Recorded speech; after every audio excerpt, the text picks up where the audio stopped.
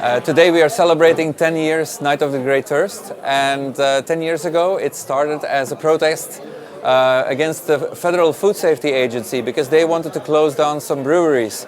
And so a group of consumers then took an initiative to organize the Night of Great Thirst 10 years ago to make a stand against the government.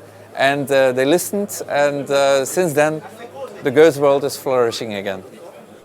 Well, we have seen that also a lot of locals have rediscovered lambics, but we have, over the years, we've seen that more and more people from abroad are finding their way to this little town of Eizeringen in the Pajottenland.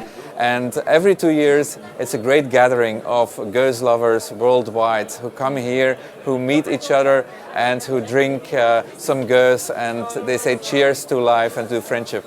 Yeah, I mean, I love this event. I mean, we've been pouring at this event now. This will be the third time over a 6-year period.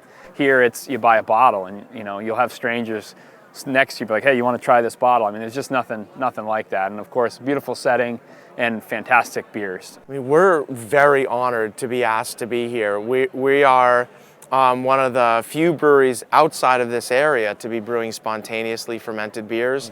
And it's very interesting. I visited Allagash a couple of times, and they are doing a great job. They understand exactly what spontaneous fermentation is, and they make their own American spontaneous fermentation beer.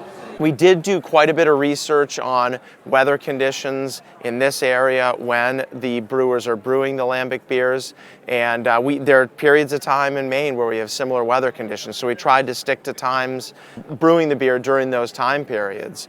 And we felt like we couldn't really do a pilot batch because it's not like you can take a bucket of wort and throw it in a parking lot and say, okay, let's see what happens. We really needed to build the room, buy a Coolship, and brew a batch and just cross our fingers. And luckily the microflora in our area works, and we've had some challenges certainly, and the beer continues to improve like Rob mentioned. And one of the issues is that these beers aren't ready to drink in 2 weeks. You don't know whether you succeeded really for 2 or 3 years. So there was a long waiting period, and it's of course nothing we've perfected yet. We've got a lot to learn.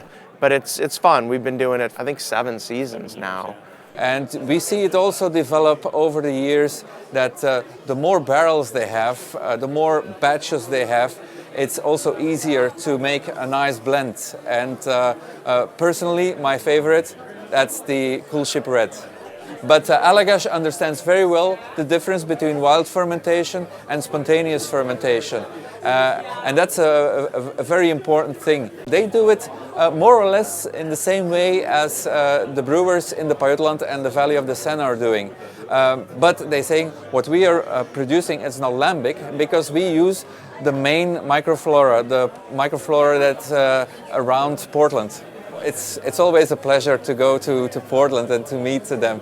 And when we go inside the barrel room, it's wonderful. And I must say, the whole range of Allagash, the Allagash White is my personal favorite of American white beers. I hope that we see everyone back in Eizeringen in 2016.